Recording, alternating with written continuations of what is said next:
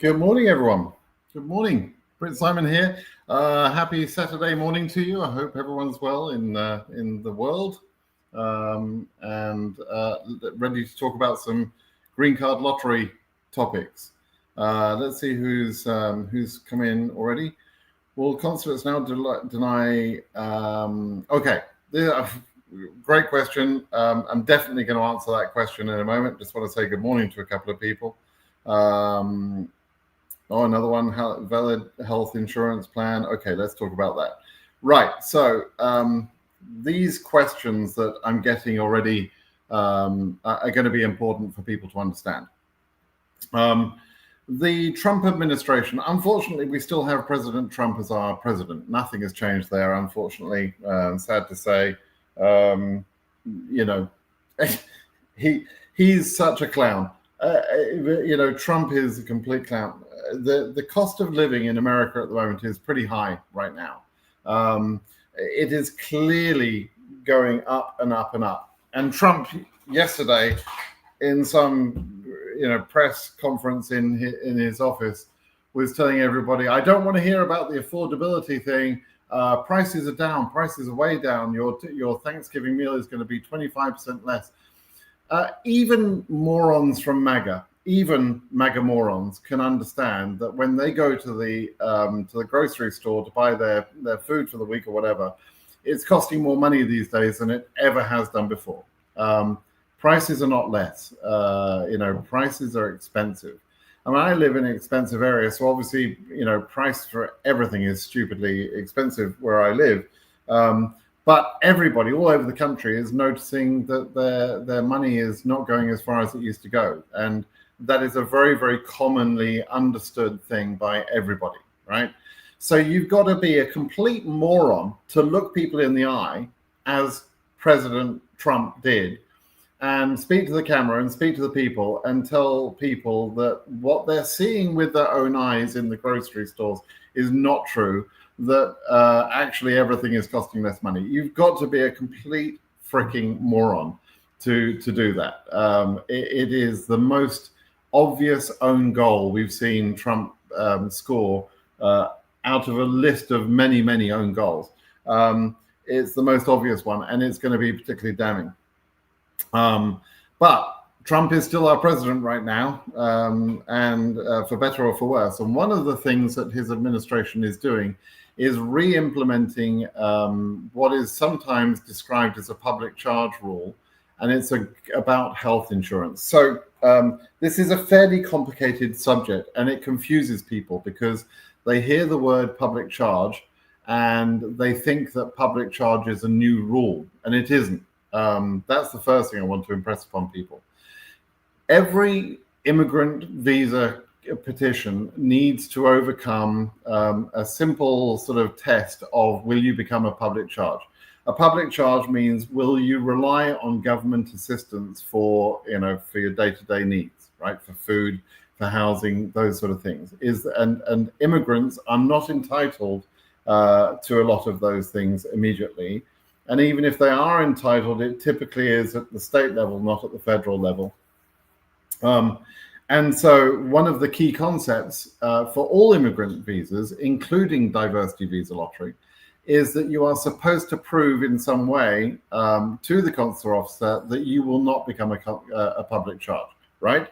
Now, the way that has worked for 30, 40, 50 years is that you need to satisfy the officer with either your own personal savings or that you have somebody who is willing to support you in the USA. And these days we use a form called the I-134. That's all a public charge concern satisfying thing, right? In order to show that you're not going to rely on public assistance, you need to say, well, don't worry, I've got all these savings. I've got about $15,000 per person. There's a family of 4 of us, and we've got $60,000 in the bank, right? That's one way. Or you show an I-134, which is someone in the USA sponsoring you financially, saying that they will help you, assist you if you need any assistance, right? The other way that you can overcome this sort of fundamental concern is through a good career situation. If you've got a job which is very likely to get you employment straight away. That's another good way to overcome it, and sometimes consular officers can take that into account. And the last thing I would suggest is sometimes they will be happy with a host situation, particularly from some of those African countries where having a host is more normal. And so in some places that works as well, right? However, this is the sort of the background of public charge, which a consular officer has to get comfort about. They have to sort of assess your case for public charge.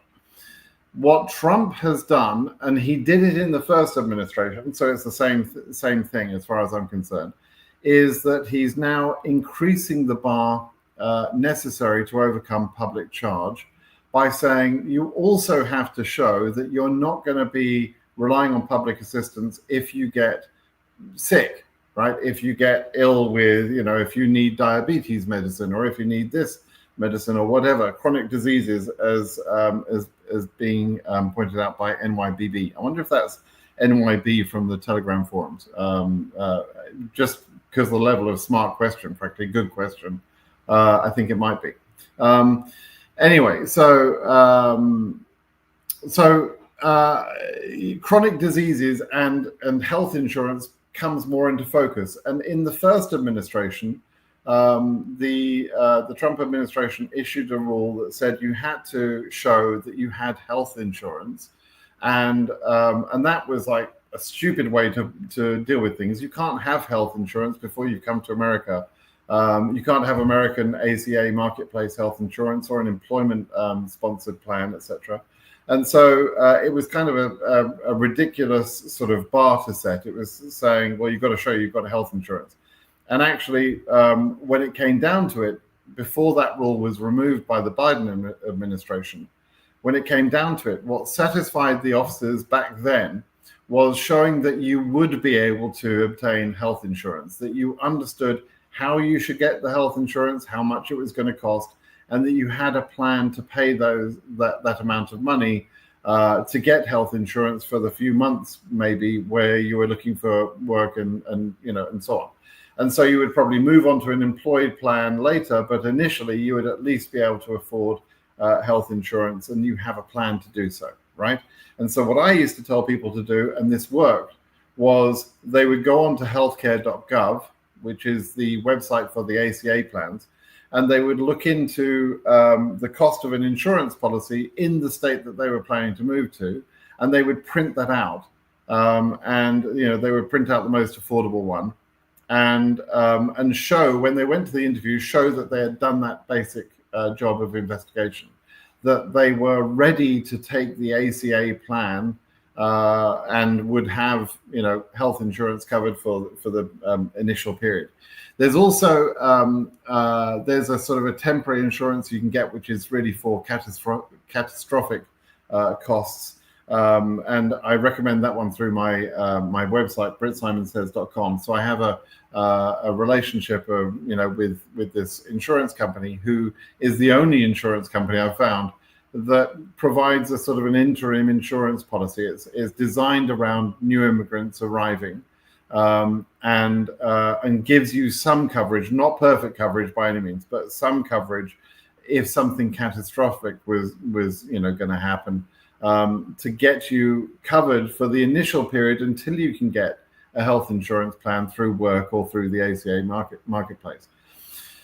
So basically that public charge thing has always existed, and now it's being sort of upgraded, if you like, right, by this requirement about having health insurance. And the suggestion is that the Trump administration will tell embassies to deny cases that don't have that. Now, exactly how that will be implemented remains to be seen. But this isn't a very creative administration we've got here. They're not the brightest sparks. So they're probably going to just do what they did before. That makes a lot of sense, right? And in that case, basically what you'll do is the same thing that I was recommending before. And it worked. I mean, people were approved because they showed this quote They showed that they had a printout from the healthcare.gov website and said, I'm going to do that. The day I arrive, I'm starting that plan, right? And that was good enough to get them approved. What they then did, was up to them, but it was enough to get them approved. That's all they had to do. Okay, so nobody needs to actually start the health insurance policy prior to arriving, and you actually can't. So, this is kind of a catch-22. You can't start an ACA marketplace plan before you've arrived in America. In fact, the day you arrive, you won't be able to start it either, because you need your social security number, and it takes time, and it might take a month or perhaps 2 months even before you've got an ACA marketplace plan in place. And the cost of those has gone up tremendously just in the last few weeks. The current shutdown argument is an argument between the Republicans who just want to continue the budget as is, and the Democrats who are saying, well, we're happy to continue the budget as is for another year, but these subsidies that make the healthcare plan costs lower for everybody are expiring, and if you don't put those back in, it's going to massively increase the costs for these healthcare plans that I'm talking about, the ones I'm talking about, and so they're digging their heels in about that. That's what the argument fundamentally is about the shutdown, right? That's exactly the argument. The reality has now come to bear. Since that argument started happening, the open enrollment period is open, and the healthcare costs in some states has gone up by 300, 400, 500%. So instead of a plan costing you $300 or $400 a month, let's say, for in some cases it could be as low as that, it's now costing well over $1,000 for the same plan. In fact, the same plan and less coverage. And my own healthcare policy went up, by quite a bit, over 10%. So I pay something like, I was paying about $320, I think $320 every 2 weeks for my portion of the healthcare plan that covers myself, my wife, and my kid. And now that same policy is exactly the same policy in my case. It's from a work-sponsored policy. That's now about $380 per pay period. I get 2 pay periods.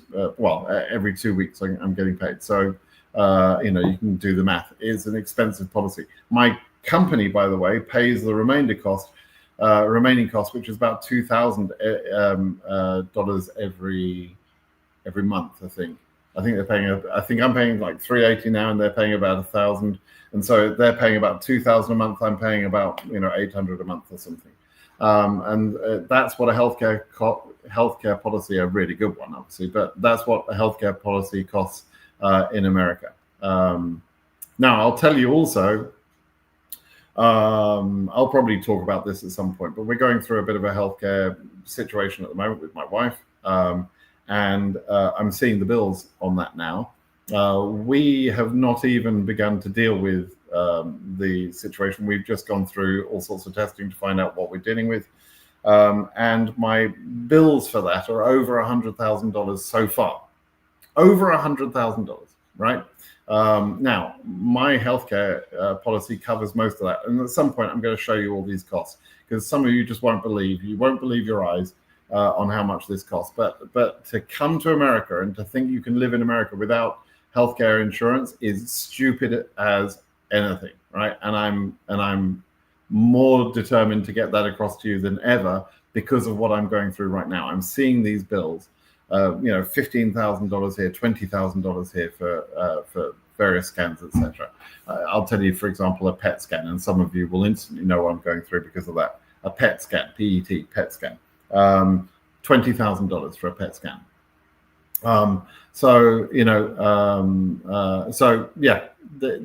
If you want to live in America, you have to have health insurance. So whilst this thing by the Trump administration is, frankly, a bad rule in a sense, it's for a good reason. You should not be living here in America without health insurance. You just shouldn't consider it. And you're actually you're obliged to get health insurance. So if you don't get health insurance, you pay a penalty every year on your taxes anyway. So, you may as well just plan to get health insurance. And yes, it's expensive. And even if you've got health insurance, it's still expensive. I'll explain all that. It's absolutely bananas. It's the stupidest system you can ever imagine. If you're coming from Europe or other countries with socialized healthcare, you won't believe how stupid the system is in America. It's just crazy. But anyway, so basically a couple of very similar questions here on that healthcare thing. So yes, this is probably coming. There's rumor, there's article, there's published statements about it. But the finalized rule has not been published yet, and so the policy is not quite in place at the embassies, as far as I'm aware. But it is something that you're going to need to deal with, and you'll deal with it. I'll make a special video to show you exactly how to go onto the healthcare marketplace and get a quote, etc., to arm yourself when you go for the interview. Okay. So that's that. I'm glad you brought that question up. Thank you, MYB. Appreciate it. Right. I'm 18K. At what time interview time? We're going to have to tell him, everybody. We've got to kill an angel now, because this person, Abdira, has given me a case number without any region or year. And okay, it's 2026. But what region? 18K in Asia is quite high. 18K in Africa is really low, right? So 18K in Europe is sort of medium. So when you just give me a number, it's completely unhelpful, and I go out and I kill an angel immediately after the video is over. That's what I do, right? Okay. Good morning. Good morning, Fiji in the US. Awesome. Love it. 1 a.m. at Japan. Get to bed. Greetings from Kenya, from Sri Lanka, from Dubai. I love it. I love being able to talk to you, all of you people around the world with the common interest of coming here to live in America. I love it. Let's take some questions. Good to see you. No Doritos this time. Hope you've opted for mini cheddars. Somebody caught me with a bag of Doritos, I guess. That's funny. It's getting colder in the northern part of the planet. Yeah, it is. But I'm still cycling every day. So the great thing about living in Northern California, roughly speaking, we're at the same level of North Africa in terms of the latitude, on the planet. So even in San Francisco, which can get chilly in the winter, chilly means going down to sort of 8, 9, 10 degrees centigrade or something, or in Fahrenheit, down into the 50s and 60s. It rarely gets into the 40s here. Maybe overnight it goes into the sort of upper 30s and 40s, but during the day, very, very rare that it gets down into the 40s and 50s Fahrenheit. So, okay, do we have any updates on the 2027 lottery dates? No, I published a video this week, which was pointing out. Let me share the screen. I've actually happened to have that up there. Yeah. Which was pointing out this announcement, which was the changes to the entry period for the DV 2027 program. And I pointed out in my video this week, I pointed out there's sort of 3 important points in this. Firstly, the fact that they're talking about this shows that there is going to be a DV 2027 entry period. Of course, there is. I've been telling you all along. They don't have the right to cancel it. It actually not affect the application for individuals, which will remain. Yeah. So it says they'll announce the start date for the registration period as soon as is practicable, as well as the date that DV 27 selection results may become available through the entry status check. So they're saying that there is going to be an entry period. That's the first thing. The entry period is going to be late. Obviously, it's late. And because the entry period is late, the announcement of the results will be late as well. Some people have questioned that this week, saying, why is there such a big gap of time between the two periods, the entry period and the announcement of the result? And you're right to an extent that technology in recent years that's used in the DV lottery has changed, it's improved. they're using AI more to go through the photo screening process. They used to do that a lot more manually. And it's because they're using AI more that DV Photo Tool is, my website where you'll be able to create your photo. That we're using those techniques, the same techniques the government are using, to verify that the photo you're creating will be accepted by their system. Right? That's on dvphototool.com. Go there, have a look at it, and when the entry period is open, that's where you need to be creating your photo to get the best chance of being selected, frankly. So what I was saying was, yes, there is a faster method they have of going through all of those photos for all of the entries, etc., for the 20 million entries or whatever they get. It is faster these days than it used to be. That's true. However, the period of time between the entry period and the announcement of the results forms another part of law. It's for the CSPA, Child Status Protection Act. And so this relates to people who have a child of, let's say, just under 21 years old when they enter the lottery. What happens is the period of time between the entry period and the results announcement is around about 6.5, 7 months or so. It's about 215 days, roughly speaking. 213, 215, 216, it sort of varies around about that timeline. But it's always fairly consistent as that timeline. And that timeline is that difference in time between the entry period and the announcement of the results. It's dialed in, it's part of another law, right? So if they were to restrict that period of time, because they have the technical ability to do that with photo processing and everything else, they would also be reducing the amount of time that is given to protect those people who are just under 21 years old and derivatives of their parents' case, right? And that is a problem for them, right? That's another problem for them. I've been telling you for a month or two about the various competing problems the government have got implementing a $1 charge, which is what they're planning to do, right? Implementing that charge is not going to be easy. It's going to be complicated because it's difficult to take payments from all around the world. I know that because I just went through that with the DV Photo Tool website. It's complicated. It's not easy. So that's one thing they've got to do. They've also got to navigate this thing that they can't push the entry period too late because they're going to lose out with processing time. When they make the announcement of the results, people then submit the DS260s and all those DS260s are processed. And interviews will start being scheduled in August of next year, right? So they don't have very much time to butt up against the August time period because they say in this announcement they're going to start the interviews as normal on October 1st, 2026, right? And then lastly, this CSPA concern as well. There are multiple concerns that they're juggling, and they're not very clever, to be honest with you. So they're not led in the best possible way. And sorry to be so blunt about it, but I have watched them make such stupid, unbelievably dumb mistakes for over a dozen years now. In various entry periods, in various ways, I've watched them make stupid mistakes. I just sued them because they made a mistake, and it's not just Trump administration. It's the government in general is just a bunch of clowns.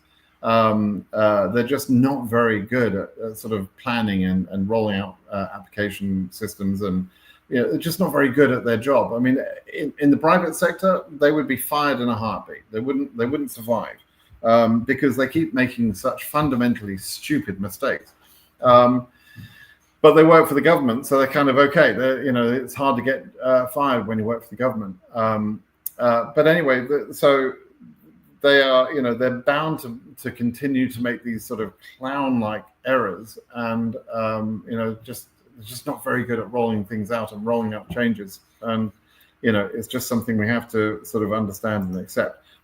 Some of you think I've lost my mind when I talk like that, but honestly, I mean, my lawsuit about the UK lawsuit, that was hilarious when you think about it. They forgot.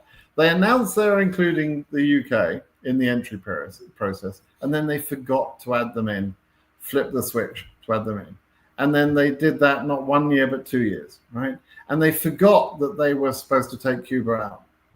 And I contacted them, I emailed them, other people had emailed them, other people had contacted them, but they didn't want to admit that they'd made a mistake. So I had to sue them. And only by suing them did it get fixed, right? How stupid are these people that they have to be sued before they do the right thing? It's just unbelievable. Anyway, so there you go. That's about the entry period. Hopefully we've covered that in detail, right? There will be an entry period. We don't have the dates yet. The entry period will go ahead. It will delay the announcement of the results, but it will not delay or affect the processing period between October 1st of 2026 and September 30th of 2027. That will go ahead, which means they are on a ticking time bomb clock. They have got to move their asses and get this entry period started. And I suspect they'll probably start it maybe in December. I think it's probably going to be about then. I wouldn't be at all surprised. Maybe January, but we'll see. Okay. Aussie, good morning, Aussies. Aussie. That's a different thing. But anyway, good morning from Melbourne. Right. Let's see. Good morning. Yeah, talked about that. 2027, Seattle. Oh, that's nice. In Seattle. Seattle spelled with 2 T's. If you're going to live there, you better spell it. Live and clear from Uganda. That's awesome. Qatar. Look at all these people. Canada. It's great. Okay. Question here. I'm from Kenya. Case number 5400. Because you said you're from Kenya, I'm going to assume you're Africa, but you're very lucky to not have to kill an angel there. Have received my 2NL, planning to undergo medicals on the 11th this month. Any advice? Okay. Don't worry is the sort of basic advice. The interview process, the medical process, the interview process, and everything else is all very straightforward. There's nothing to worry about really in any of this, unless you're shy. I've heard from various African countries they don't like going to the medicals because sometimes you need to strip off during the medicals. In some countries, I guess. My medical was done in the USA, so it was a bit of a different experience. But if you're shy, that might be a problem for you. I don't know. I would suggest you need to grow up if you really can't handle being, asked to take your clothes off in front of a doctor. But whatever. But the medical is really not looking for sort of diseases like the ones being suggested as part of the public charge thing. They're really looking for communicable diseases. I think I'm saying that right. Diseases that can be communicated, i.e. passed on to other people. And there are 4 main diseases, and that's all they're looking for. They are not looking for whether you're overweight or underweight or whether one leg is shorter than the other. I always think of that thing, one leg is shorter than that. I had someone who literally asked me, who literally was worried about going for their medical because one leg was shorter than the other. That doesn't make any difference to your ability to thrive in America. So, really not a problem. So anyway, the medical is okay. The interview is fine as long as you're prepared and as long as you haven't lied in the process. If you've lied in the process, you're going to be sweating and you're going to be unhappy and you're facing a possible denial, and that, and that will come across in your demeanor. It'll come across in your confidence and so on. People sometimes ask me, what would be a good answer for this question, right? And I always respond 100% of the time. I always say your answer is the right answer for that question and for every other question. Because the more natural you are in these interviews, the more clear it will be that you're not lying, that you are eligible for this visa, and it becomes a very, very simple process. So if you're well prepared, your documentation is well prepared, etc., you've got everything in order. You can, they'll say, "Can you give me your birth certificate, your marriage certificate?" And you pass them over, and you've got copies for them. All of those things that you've read the instructions and you understand what documents you're supposed to have, and you've got copies of the original documents that they will want to keep. As long as you've read the instructions and you've prepared well and you're confident and you don't have any lies that you're covering up, you're going to get, the interview will last 3 or 4 minutes. Typically, that's all it is, maybe 5 minutes or something. It's only rarely that I hear of interviews that last, 10 minutes plus. Very rarely, and that's usually where they're digging, where there's some sort of concern. So, quick interview. This is a very quick process. The COs love giving these green cards out for this particular program because they're easy for them. They're a happy event, and it's the easiest way you can get a green card, of course. Now, it's not for free. It's not without some effort on your part. You have to follow the rules. You have to fill in the forms. You have to provide the paperwork. You have to pay the fees. You have to submit yourself to the medical and so on. Yes, there's a bunch of stuff you have to do. The background checks have to be done.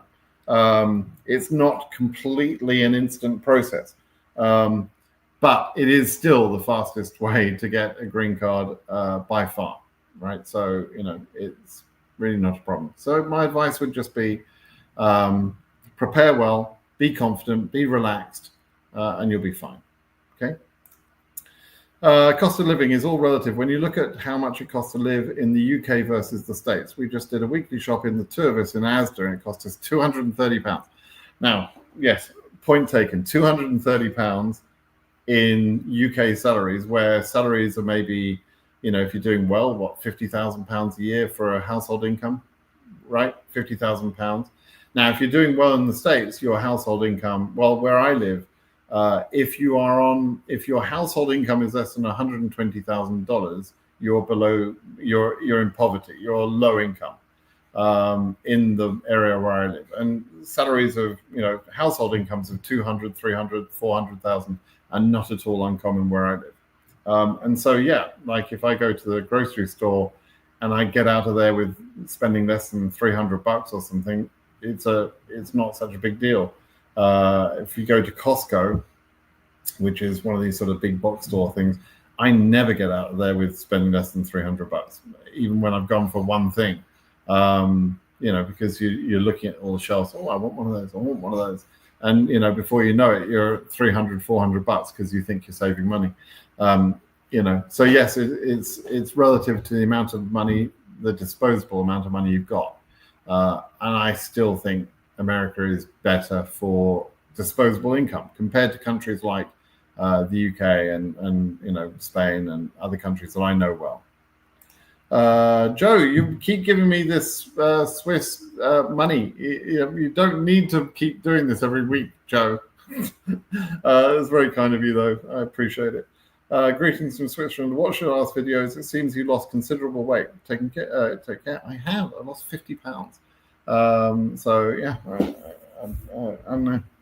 I'm still a big guy, but yeah, I'm enjoying my cycling every day. So it's really, really good stuff. Let's see. Is the address of my DS is correct? It's big issue for denial or open DS260 corrected. If address of my DS is incorrect, incorrect one word, it's big issue for denial. Okay, so no, the address, and you don't mention the address, right? So there are several addresses you can have. You mean a previous address where you lived before? Not such a big deal. The address of a job that you had before? Not such a big deal. The current address that you live at? Not a big deal, but obviously you would want to correct that in the interview at least. In general, addresses for those things I just mentioned, you would correct them at the interview, right? If it's historical, if it's an address you used to live at, I wouldn't even bring it up if I were you. You used to live at this address 10 years ago and you got the address wrong, who cares? It's not important. So yeah, don't do that, okay? Fortica again, we took a standard UK week's grocery bill to a Walmart in Maine and added up the cost of the same items here at USA with 40% cheaper. Yeah, be careful though. Walmart does seem like it seems a lot cheaper, but the brands are relatively cheaper. If you look at the quality of the food that you're getting, You have to be a little bit careful. It is, funnily enough, the quality of the food and the sort of, how highly processed the food is and that sort of thing, what ingredients there are. In some cases, you couldn't legally sell that same food that's available to you cheaply on the shelf at Walmart. You couldn't sell that in the UK because it's loaded with high fructose corn syrup or whatever it is, and it's produced in a different way with different ingredients, even when it looks like the same can, like Heinz tomato, not Heinz. What's that? Is it Heinz? The tomato soup thing is the one that I always think of in the UK. Normal thing. You want that. What is that? Condensed soup. Jeez, I can't remember. I can see the can. Campbell's. There you go. Campbell's condensed soup in the UK has different ingredients from the Campbell's condensed soup in the USA, and the tins look the same. It's only when you read the ingredients on the back that you realize there is a difference, and it's less healthy stuff in the USA because they've got a ton of high fructose corn syrup, right? They got a ton of it. They got a ton of that corn in America, and so they use that, and it's not good for you. So be a little bit careful, compare like with like. But yeah, I mean, you're on the right lines. It is cheaper in the USA, particularly when you take into account the amount of earnings that you have, relatively speaking. So yeah. Will we receive an email for 2NL, or should we check the DV status for that? The 2NL process. Okay, let's just talk about the timelines. I haven't spoken about this for a couple of lives, I'm sure. The timelines, right? The visa bulletin is published between the 8th and the 15th each month. Today is the 8th, which means that it's going to come out this week, probably this week coming, right? That's a pretty good bet. You can pretty much guarantee the visa bulletin is going to come out this next week, Monday through Friday. Once the visa bulletin has been published, 2NL start coming out, generally speaking, within a day, sometimes within a few hours of the visa bulletin being published. And sometimes as fast as, let's say, the visa bulletin is published and 2 hours later the first 2NLs come out. What that means is those interviews were already arranged prior to the visa bulletin. And that happens because KCC get the numbers before we get them. And I know that because I used to be able to phone KCC, and sometimes I would get the visa bulletin numbers a few days early. And so I know that they get those numbers a few days early, or sometimes a couple of days early. Typically, the later in that time period, 8th to the 15th, the later in that time period, the faster the 2NLs will come out. Meaning, the visa bulletin is available internally, probably at the same time every month, around about the 5th of every month, right? Roughly speaking, and it's held back. It's not published until about the 8th to the 15th. But the later in that period, the more likely it is that interviews have already been arranged by the time the visa bulletin is published, and therefore the 2NLs come out very fast. And the 2NL is basically, this is the next thing that people need to know. The 2NL is basically a couple of steps. Firstly, it's an email that you'll get. And in the email, it doesn't say anything except go and check your ESC page, which is the same place you went to find out you were selected in the lottery process, right? So it's dvprogram.state.gov/ESC. And you go to the ESC page, and your original selected letter will now have been replaced with your interview details, the date and time of your interview, okay? That's the 2NL letter. But the 2NL process, if we talk about the whole process, is that email and the letter. And sometimes there is a bit of a gap between, sometimes you get that email and it says, go check your ESC page.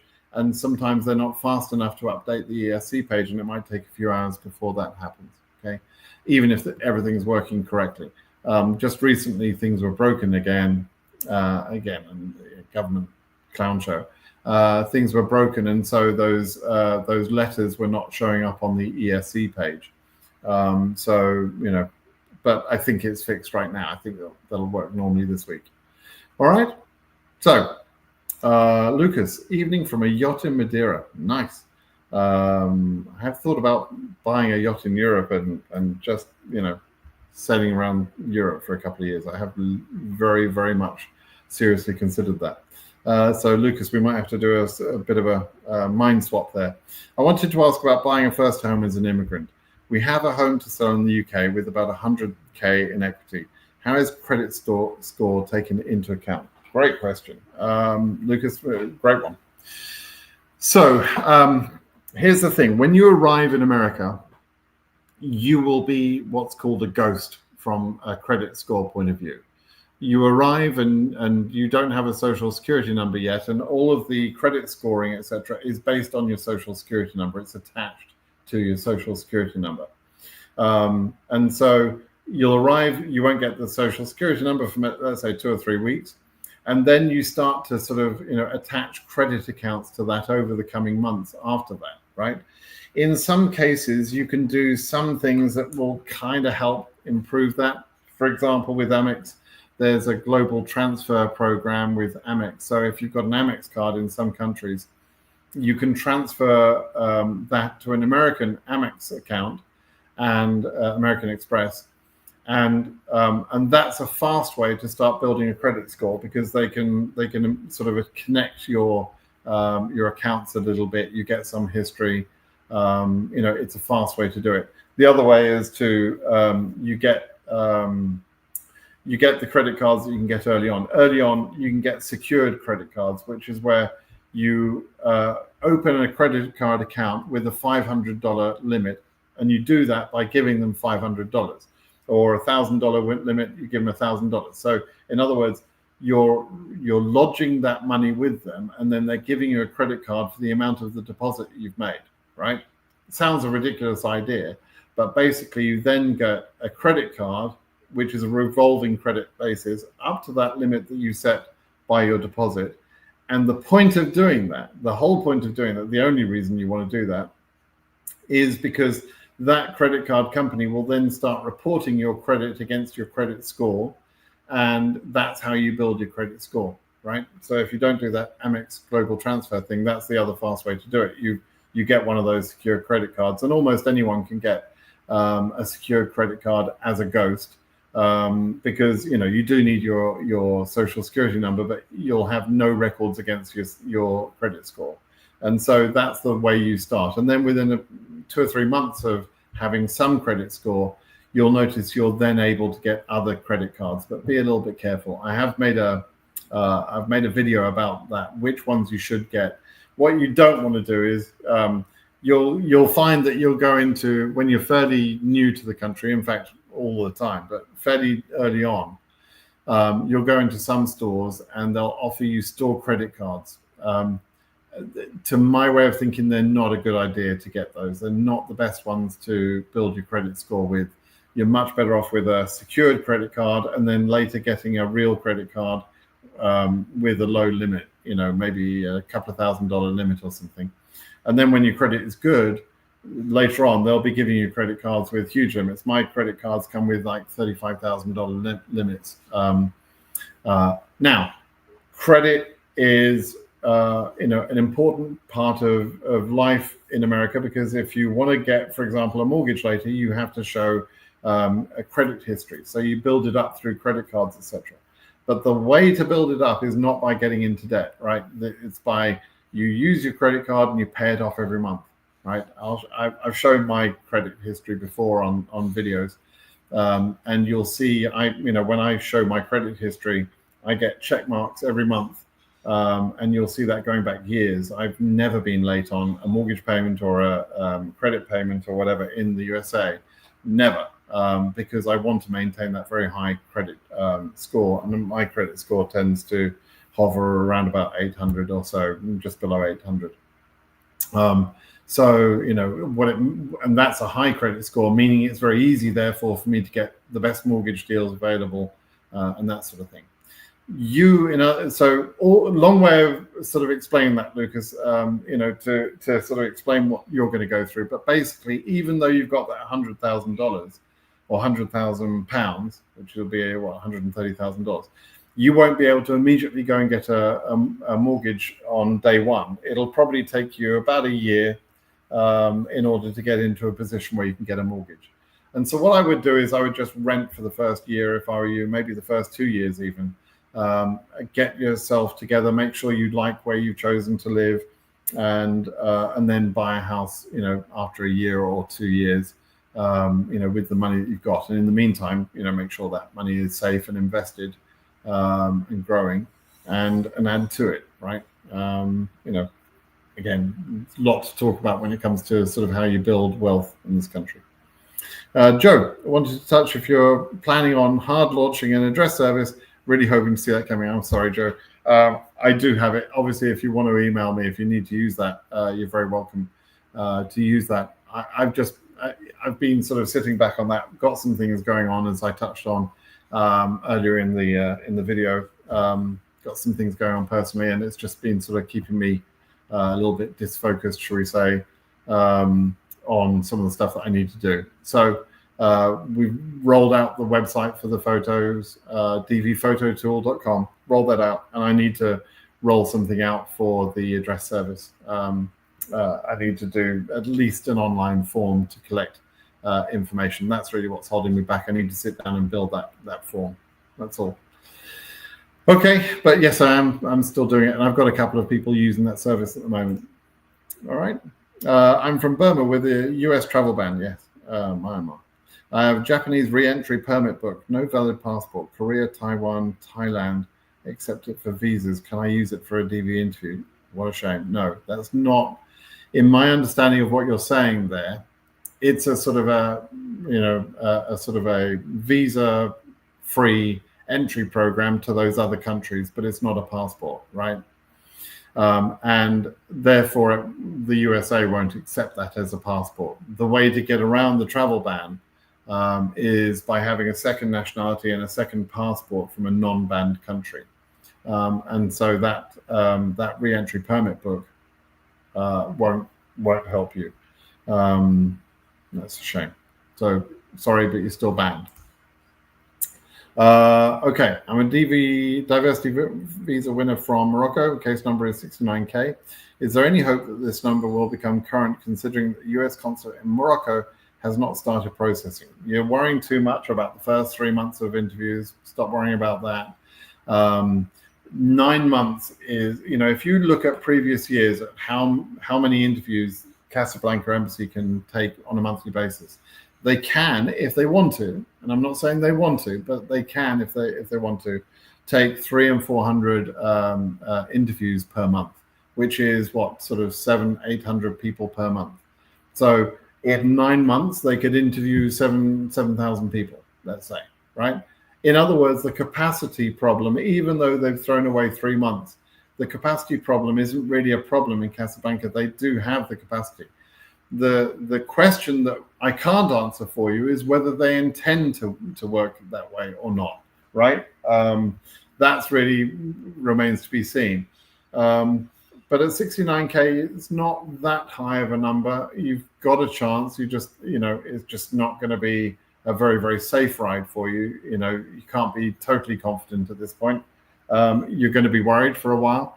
And it will probably be, until sort of May, June, July before you know what your fate will be. Okay. Hi, Simon. Will we receive an email for 2 now? Yeah, I covered that. Looking sexy today, says the odd case. You really are an odd case if you think if I'm your idea of looking sexy. But I appreciate your comment. Thank you, man. Is there an update about travel ban? No. In past years, Asia sometimes reached 20,000 plus. Do you expect a similar pattern for DV26? Or do you think the cutoff might stop earlier due to slower embassy performance? Right. So I'm expecting Asia, because of the amount of travel banned countries in Asia, I'm expecting Asia numbers to go quite high. However, it really depends on when the travel ban is in place or not in place, right? If they decide to remove the travel ban, that's going to change all of that, right? Now, I have no information that says they're planning to remove the travel ban. I have no information about that, right? And I see no reason why they would remove the travel ban. They want to be assholes. This administration they're behaving how they want to behave, right? They travel ban countries because they want to travel ban countries. There's no one putting any pressure on them to take that travel ban away. There's no lawsuits that I'm aware of that have any valid, capable way of removing those travel bans, right? So why are they going to take the travel bans away? So my sort of gut feeling is we're probably stuck with the travel bans for probably most of this year, right? DV26, and maybe into DV27, we'll see. And if that's the case, then Asia higher case numbers get more of a chance because so many people in Asia are banned, travel banned, right? So we'll have to wait and see. I'll have a little bit more think about that and have more comments to say once I see the data from the SEAC system on January 1st. Right, Zarthisius. Some of you don't know Zarthisius yet, but Zarthisius is the brain of the operation, right? He's the smart guy that pulls all this data from the SEAC website, and in January we'll start to see that data. So we'll know, for example, all of the interviews that have taken place. We'll know how many visas are issued. We'll be able to track that week to week and see what progress is being made, how many interviews are being scheduled, how many people are being issued, how many people are being denied, and so on. We get all of that data, but we only get it from January the 1st each year. And why is that? That's because the American government are a bunch of morons. That's exactly why we have to wait until January 1st, because they're too stupid to figure out that their programming technique is crap. They've made it that if you're looking at DV 2026, then the year should match 26. They've made it work that way. As stupid as that sounds, that's what they've done. And honestly, it's like they got no architects, right? It's like they got no people that are saying that's a stupid way to design a system. Because we know the SEAC system is working now already. It's loaded with the data for the DV26. It's just not available to us as the public until January the 1st. Why? Because that's totally an arbitrary date. Why would they design that? What's the requirement that would mean that they would only open that data from the 1st of January 2026? There is no such requirement. It's an idiotic decision. Just dumb. But anyway, so we'll see that data on January 1st, 2026. Literally, I can tell you the time of day it will happen. It will happen in the middle of the night, in mountain time, basically, and Zarthisius stays up and gets drunk and pulls all the data. Please, how can I get the charts for DV26? That's how you'll wait until January the 1st. On January the 1st, you'll see that data published. Based on current visa bulletin trends, could you roughly estimate the probability of AS 17,500 being scheduled before the end of the DV26 program? High probability, very high. Like I'd be amazed if that didn't go current. Hi Simon, I'm a DV26 winner who has filled my DS260 and that of my derivatives. Can I again apply for DV27 by including a new derivative to my old derivatives in the upcoming entry? Oh, hang on a minute. Anybody can apply for DV27, including people that are already selected in DV26 or were selected in earlier years, DV25 or before that, right? Anybody can apply, right? But this thing, by including a new derivative to my old derivatives in the upcoming entry, what new derivative are you talking about? What new derivative? Why don't they already know about this new derivative? Why, are you saying that this was a new baby that was born after the original entry for DV26? That's fine, right? But what is this new derivative that you've got? Because that new baby should already be on your DS260s. They would already know about that. So I don't know why you're asking the question about a new derivative, right? That's a bit worrying. Let me know what you mean there. I'm planning to go to the US ASAP after approval. Can I get a card and SSN, then go back to my home country to sort things out for 2 to 3 months, and then go back to the US, or will they hassle me? That is totally okay. Odd case. Totally okay to do that. We call that an activation trip strategy, right? So you come into the country, you activate your status, you become an LPR on that day, lawful permanent resident, LPR, that's a green card holder. That's totally fine. And you can leave straight away. You don't have to stay for any minimum period of time. Of course, you'd probably look around for a week or two, take kind of a vacation in the USA, make sure you like the area where you think you're going to move and that sort of thing. During that time period, you can speak to banks, but you probably won't be able to open a bank account until you've got the social security number. And, you can do a few things while you're there. Speak to a couple of employers, maybe make some contacts, right? And then you go back home, like you say, for 2 or 3 months, you tidy things up, you sell your home or whatever you need to do, and then you come back to live in the USA. Very acceptable, no problem with that at all. Lots of people do that. Also, how soon do you advise new immigrants to start working? And if they aren't able to work in their field immediately, healthcare providers, what field do you advise them to work in? Oh, I advise a healthcare provider, work in the healthcare industry. And yes, that might mean that you have to sort of get licensed in the USA, which can take time. While you're waiting to be licensed, you would do whatever the hell you have to do to make a living, right? Drive an Uber, take a job, doing whatever, it doesn't matter, right? But healthcare providers, healthcare industry in this country tend to be very well paid positions. And you don't mention what you do exactly, but yeah, if you've got those skill sets, you would want to try and leverage those skill sets in America. By the way, I spoke with a doctor recently, a medical doctor. She was one of the UK lawsuit beneficiaries. She won in DV25. And she's basically, it's called a junior, I think in the UK it was called a junior doctor or something, but it translates to being a resident in the USA. And, there were certain states which were going to be easier for her to move to than others, where the amount of time she would have to spend sort of getting licensed, getting retrained and so on in America was less in some states than others. So look into that. If you're coming to work in the healthcare field, it might affect your decision about where to live in America. There are federal rules and then there are state level rules.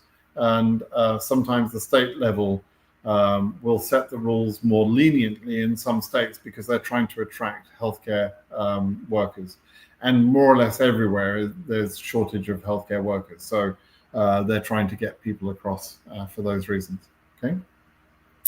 If the pace stays low until March, do you think KCC might accelerate Asia case numbers later, or is that unlikely given current capacity? You're asking huge ability on my part to be able to see the future. I have no such ability. We'll have to wait and see. Okay. Bienvenido. Greetings from Argentina. Thank you, Jose. Make sure you say hello to my family there, Eric and Natty. I've got family there. So yeah, I do love Buenos Aires, I have to say. I was thinking about going over to Mar del Plata and buying a nice house and just living there for the rest of my life, getting out from this Trump administration nonsense. Anyway, Algeria is here. Awesome. Greetings from Israel. Thank you.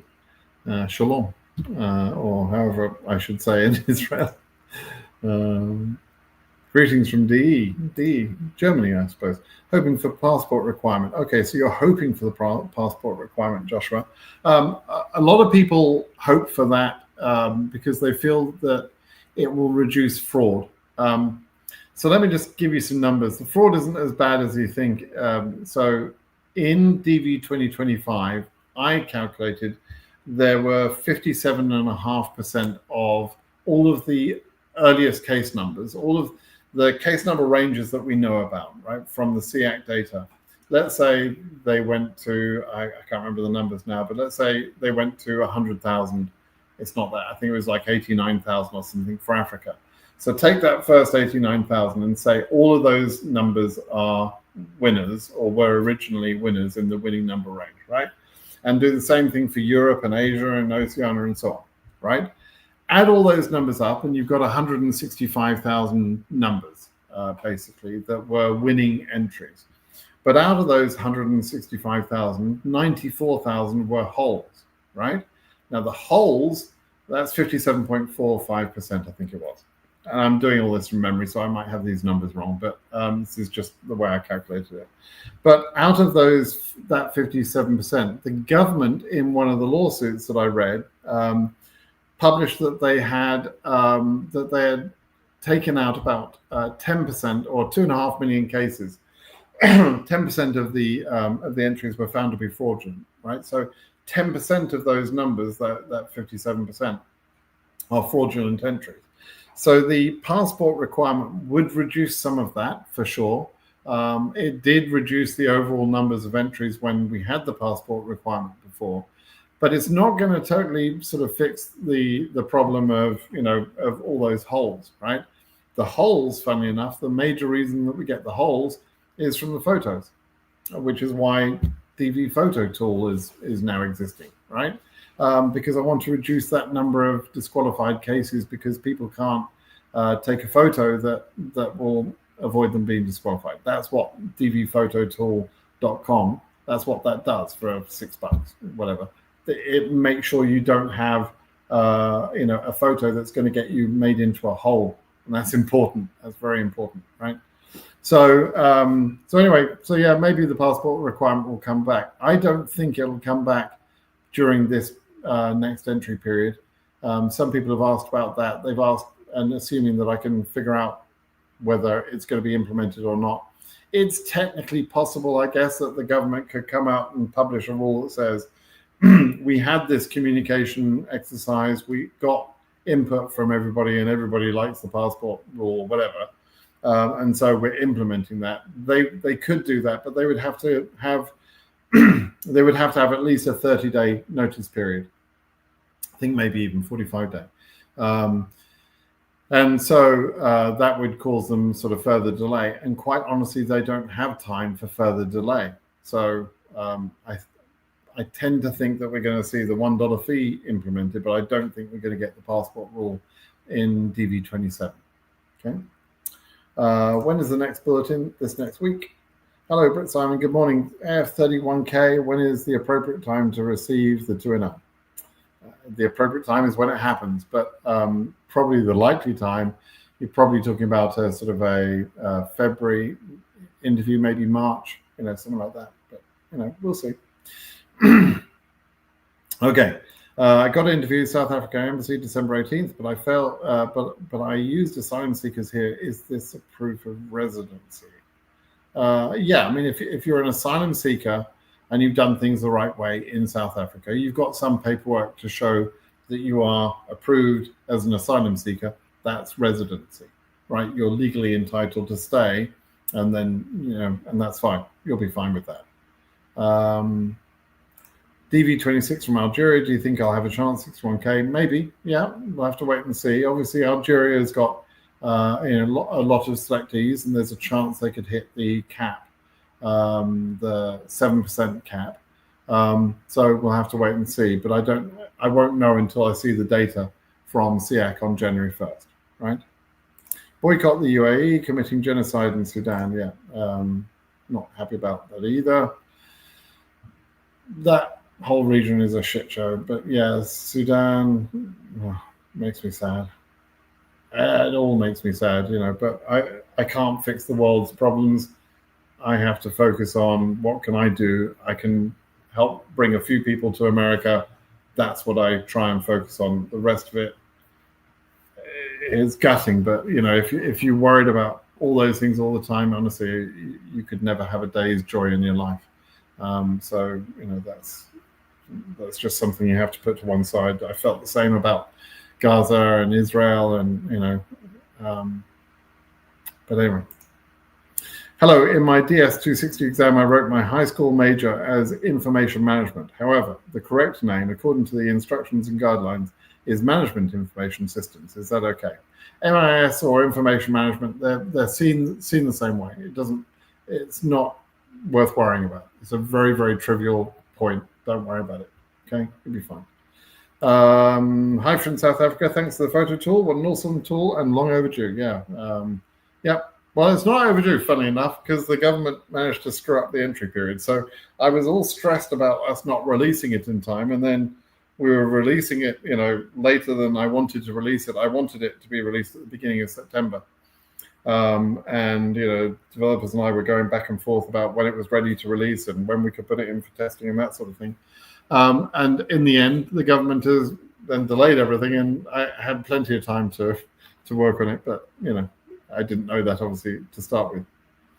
Until what number of cases will arrive for South Africa? I have the number 4,000. Do I have hope? You have some hope. It's possible. And I've said before, I think South America is probably the region that I think could go current most easily, because after the results were announced, there was then some number of those entries made invalid because they were Cuban. And just by looking at the numbers, I seem to think, I think they've probably taken out about 10%. And so if the number of if 10% more holes got created, according to my theory, and it's only a theory, because of the Cuban entries, then that would, in some sense, that would make it easier for them to go to higher case numbers in South America, right? So the lawsuit and its effect, the final nail in the coffin for those Cuban selectees in South America, that has helped the rest of the people in South America. The other thing that will help South America is the travel bans for countries in Africa and Asia, because it probably means that those countries, those regions, probably can't fill their quotas. And those leftover visas will go to other regions such as Europe, South America, and Oceania, right? So we'll have to wait and see. Oi, oi, oi, not an Aussie, but love the saying, and I'm in Antigua. That's brilliant. In my DS260, I wrote my high school major as information management. We've already done that one. Hello, Mr. Simon. My case number is 7K in EU, Albania. No 2NL yet. Will I get this coming week? And should I try and get my I-134 ready? Do I need an original one or just a scanned one? Okay, last question first. The I-134 can be scanned by the person filling it out in America and emailed to you. And that doesn't need a wet signature. It can be scanned. The instructions to the I-134 specifically say that. Will you get your interview this week? I don't know, right? We'll have to wait and see. I hope so. I hope that's the case. Now, we're getting quite late in the program, right? November, this is going to be the 4th month of scheduling. We're talking about January interviews now. That's what's going to come next. Probably this week we'll have people getting 2NLs for January interviews. So yeah, fingers crossed we'll see that. I do think that EU numbers at 7750, I expect that to increase. I expect Africa to increase in the visa bulletin, by the way. I'm not so convinced that Asia will increase. I wouldn't be at all surprised to see that repeat again, maybe get a small increase, but at 10,000, it's already looking very high. It's really Africa and EU that I think need an increase.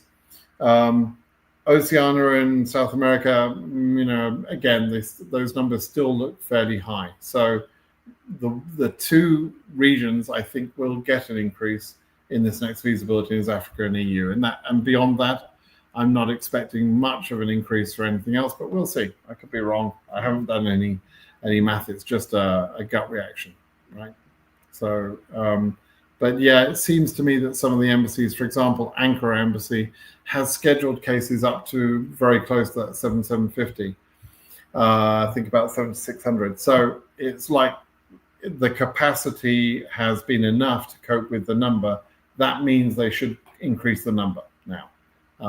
That's basically, if we just look at that one embassy, that's one of the indicators that I've used to consider whether they will increase EU or Africa numbers. Okay. Okay. What's the latest time to fill in the DS260? Don't fill it out later than about March. Even if you're trying to delay your interview, which is appropriate in some cases, fill in your DS260 around about March, maybe April at the latest, but don't go into May anymore. I used to say May, but DS260 processing is slower these days. I think they are understaffed at KCC, perhaps. They're going a bit slower, or they've got more work to do.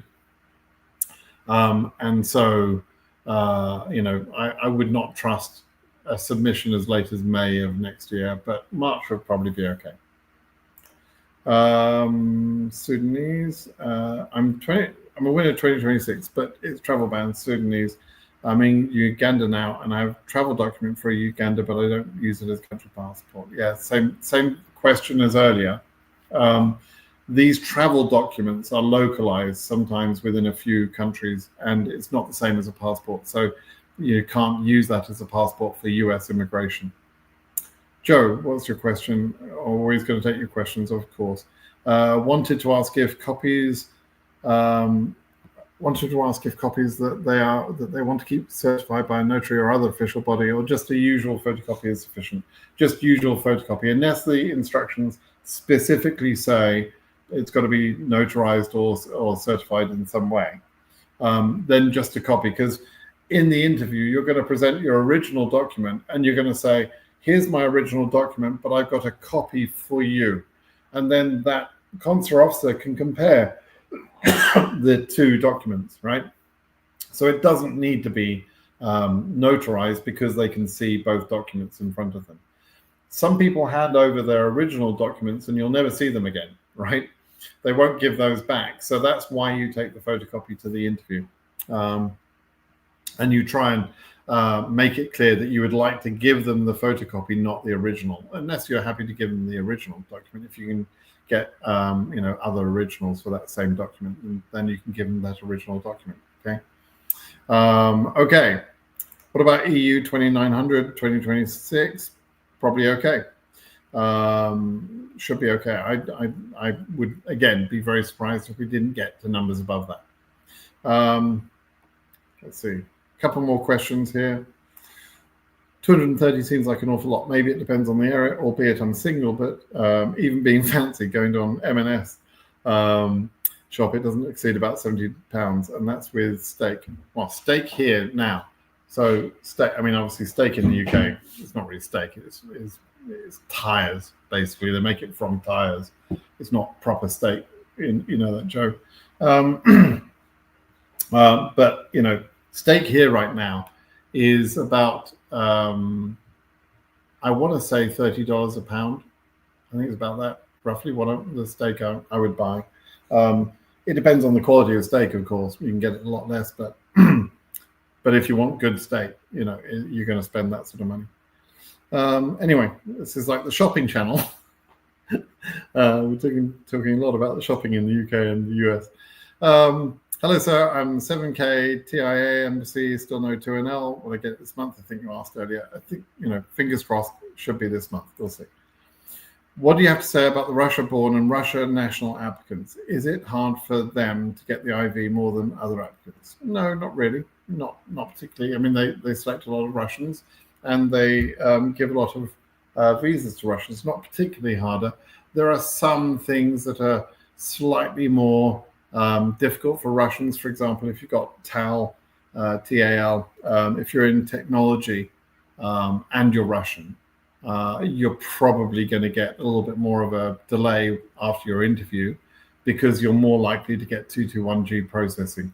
They want to know what sort of technology you've been working in and whether that's going to be anything untoward in the USA.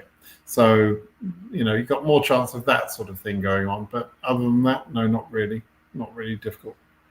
Hi, Brett. Want to see about the high number jump in the polls for the EU section these days? Yeah, the high numbers that you're seeing in the poll are to do with the UK entries. And I think you can separate those out by country, right? So that's why you're seeing these very high numbers. The UK entries were given numbers up to about 190,000 or something ridiculous. That hasn't affected the rest of the European region. Okay, it's just that. I wonder if I can show that DV poll. DV26 poll. Let me just see if I can pull this up and show you what we're talking about. Right. So if we choose EU, it's 70K. So it's just showing one about 70 or 15 in the 70K range, but that and then some in the 60s. So Yeah, it's not. Oh, hang on, you can't see. Let me get rid of me. Just that. Get rid of me. Yeah. So this one here, this is what 15 people in the 70 to 71, but actually that is UK entries, and they've said they're in that number range because I set the number range with the in the poll. Kind of kind of mistake there. I think Zarthis has added it. Yeah, so that's where the UK numbers are. You can filter on or filter out that number, but you can see they're all from the UK. Those ones there. There's a couple of people that didn't do it right, but they're probably I wouldn't worry about those things. Okay, so yeah, don't worry about those high numbers. It's just because the UK winners. Okay.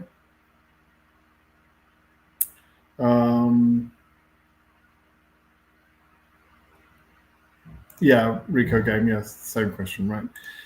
Okay, let's see. Talked about that one. Already answered that.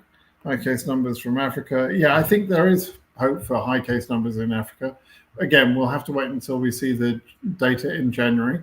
But if they can get the capacity being used earlier in the year, and we'll know, over the next 2 or 3 visa bulletins, and we see how many 2NLs are coming out. If they can use that capacity earlier in the year, then they don't leave it all to the last minute. Then they can get to high case numbers because of the travel bans. The travel bans will have an impact, but that really is going to make the most sense if they can do the work earlier in the year. If they don't do the work earlier in the year, and early in the year for me, by the way, is in the months of sort of February, March, April, May. Those months, if they can get those months being busy with interviews, then that makes a big difference. That makes it much easier to be able to get to the higher case numbers later without a capacity problem. So that's kind of important. I'll explain more of that once we start seeing the data. But ultimately the data is reactive, right? We have to see what the government does, and the only thing we can really do is just wait and see what they do. We don't know how they're going to behave. We can make certain assumptions, but the assumptions are sometimes wrong. We can't always be sure that they want to do what we want them to do, right? So, okay. I'm just going to scan down and see if there's a couple more questions that are interesting.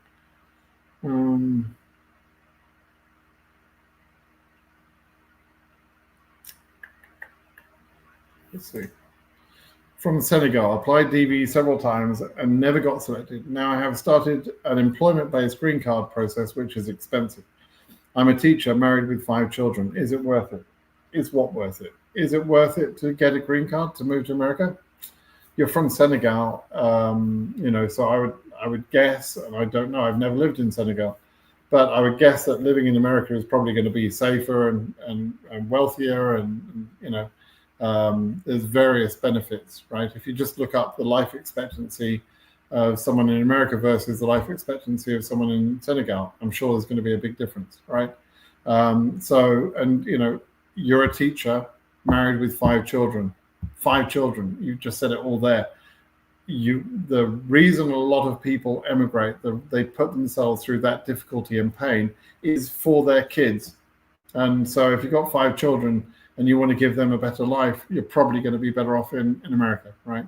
So is it worth it? Yeah, probably. But only you can decide for you. Okay.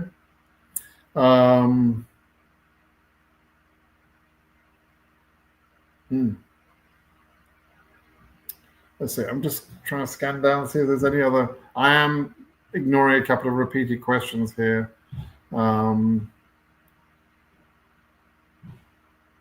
Just want to see if there's something would be an interesting question to finish on.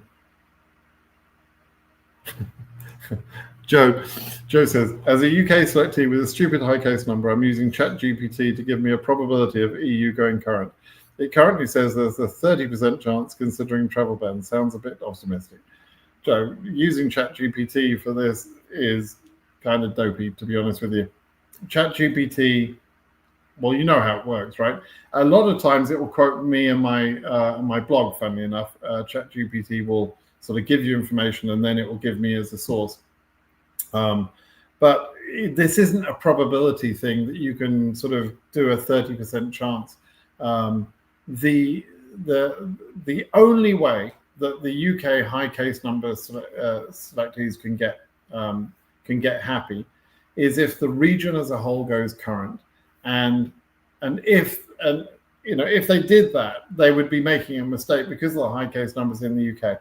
They selected 1,300 winners in the UK, which is probably about a 4 to 5% selection chance. They actually have broken some aspect of the law by doing that. I haven't sued them over that, obviously, and I won't sue them over that. But they've screwed up again, right?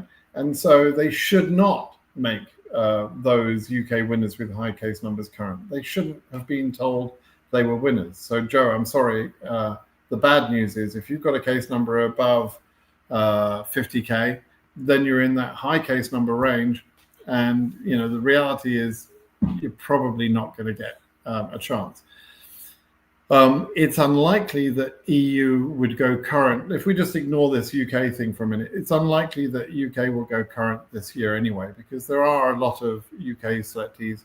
And even though the travel ban is going to help EU, it can't help it fast enough for them to get to that number. We're not going to see EU being issued with 25,000 visas. That's not going to happen. So, and that's the sort of thing we would have to see in order to make high case numbers go current. So, yeah, it's not going to happen, Joe. I'm sorry. No matter what ChatGPT says, Simon GPT says no. Computer says no. Okay, one last question. Let me just see. CSPA one. Yeah. Can you explain what happens when children turn 21 during the processing of the diversity visa program, and what role does the law play CSPA in saving children's chances? So basically, it depends on the date you become current, right?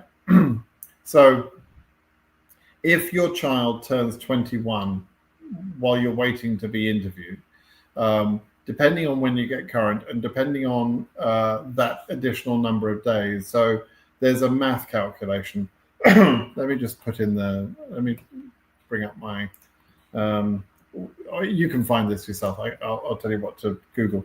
Google the word Brit Simon, child turning 21, right? And in there, you'll find a blog article which I wrote, which explains how to sort of calculate the formula. But basically, you'll add about 215 days onto the 21st birthday. So if and there's a time and date calculator. You can also Google a site called Time and Date Math, I think it is. And you can add those days onto the 21st birthday of that child. And as long as the case becomes current before that 21 and 214 days or whatever it is, and that 214 changes each year, but as long as that case is current before that date, then that child is protected then for the rest of the year in the DV lottery processing. But the case has to become current before that 21-year, 214-day date is met during that month, actually. So I've explained it better in that article. I think you're probably better off to Google what I just said, Brit Simon, child turning 21. And it's well explained in that article. Okay. Okay. Last question then. Is picking the winning applications really random, or is it based on time sent? Does it matter how quickly you send your application when the window opens? It's completely random. The DV entry process is 100% random. It does not care what time of day you enter, what period of time during the entry period you enter, whether you're married or whether you're single, whether you have a high education level or a low education level. None of that makes any difference at all. The way the lottery process works is every entry that is submitted is randomly shuffled and then numbered numerically, and it's based on that number. That's all it is. It's nothing to do with anything else. It's just that. Okay, I'm 100% sure of that. 100% sure. So doesn't matter what someone tells you, it's random. Okay. All right, everybody. I've got to dash. I've got things to do. But I appreciate you coming and spending some time with me at BritSimonSays.com. And that's my blog. You can go there, and you can also go to dvphototool.com. Make sure you go there to create your photo, please, this year. Hopefully we'll have the DV27 entry period soon. Fingers crossed for that. And then let's see what the visa bulletin brings this week. All right, everybody. Thanks for joining me today. Bye-bye.